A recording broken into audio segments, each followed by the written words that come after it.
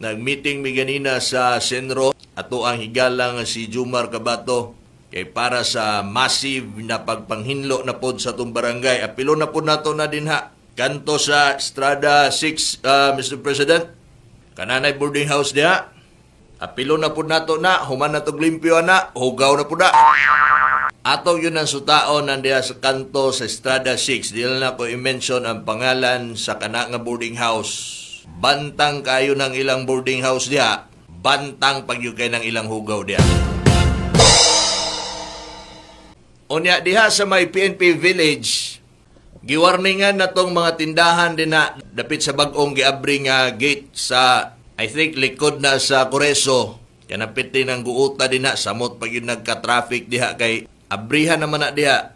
So pwede na makagawa sulod ng mga estudyante din ang dapita sa may PNP Village.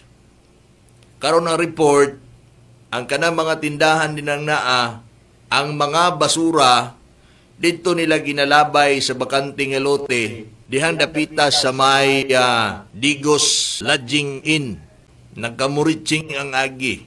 Nireklamo na ang tag-iya sa yuta o kanang balay nga nasa atbang. Gitikitan, may gani kay warning lang.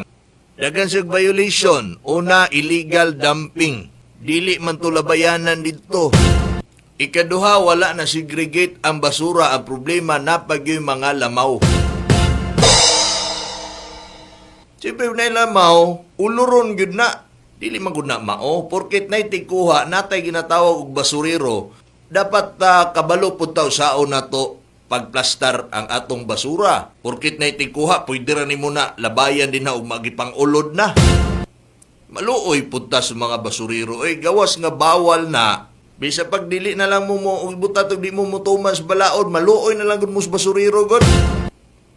Oroy na amoy kapamilya nga basuriro, di mo maluoy. Kung dili mga lamaw, patay nga hayop, pagka na lang. Kung di patay nga hayop, mga buak nga butilya, mga buak nga bildo, mga samad intaw na ato mga basuriro. Sa kadanghag aning uban ang responsable sa basura. Ano man lagi sa example na kung Davao City, limpyo man lagi sa dito.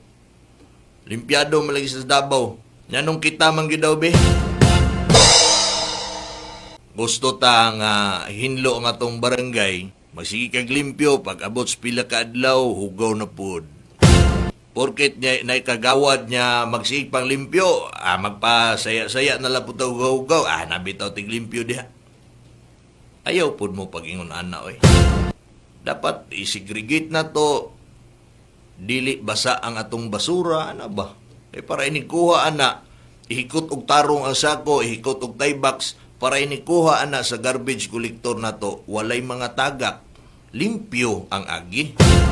So, giwarningan na to sila dito kay karong Sabado, operasyonan na mo na, limpyuhan na mo na din ha, butangan na to nag-advisory nga tarpulin, onya inig malimpyo na, labayin na po ninyo. Ha? Labayin na po ninyo. Ano?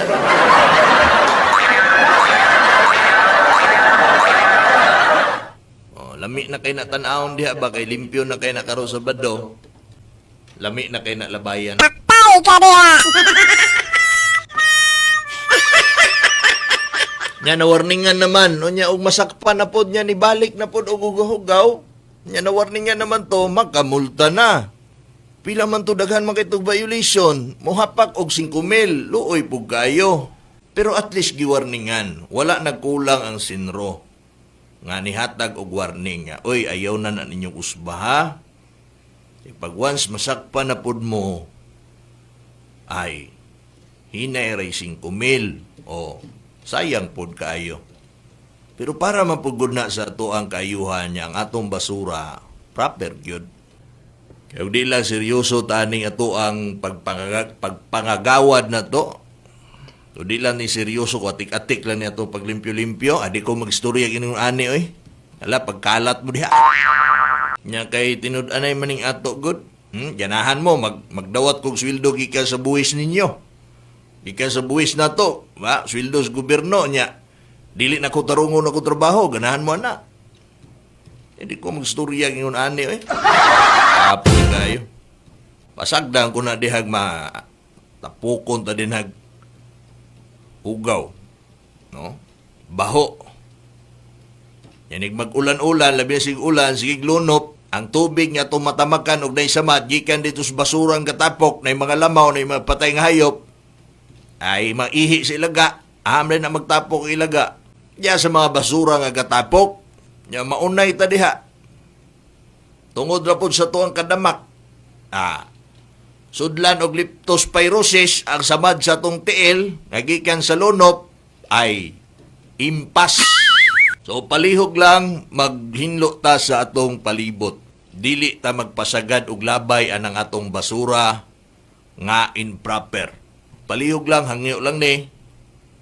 Tinabangay ta ni, kay ug magtinabangay ta, mahinlo gyud nato ang atong barangay. Although limpyo man ang zonto, pero nagi mga part sa zonto nga ginalabayan gyud ba. Based sa to ang investigasyon, usahay ang maglabay, dili man taga zonto. Matinga naman lang mga silingan niya.